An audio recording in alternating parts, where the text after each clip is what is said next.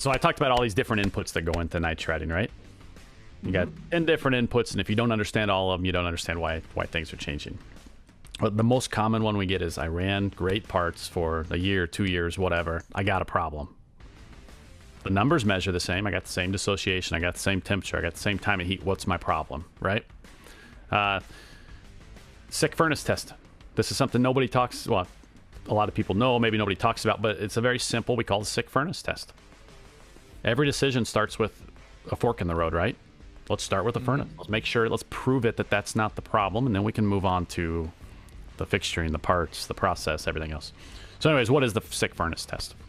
In nitriding, we're just going to take everything out of the furnace. Don't put parts in it. Run an empty furnace. Not even fixture? No fixture. Start with no fixtures. Okay. Start with no fixtures, and we'll get there. So heat the furnace up, purge it just like you would a normal process. Heat it up to, like we talked about, 950 degrees.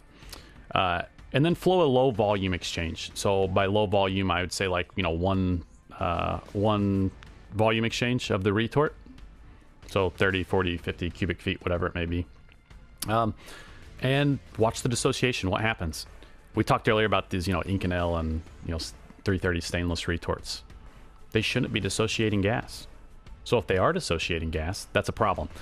And of course, certain amount of gas is going to dissociate just naturally, right? So what do we say? Maybe about 15%. Certainly you want to be below that. But if you're dissociating 30, 40% in an empty furnace, guess what?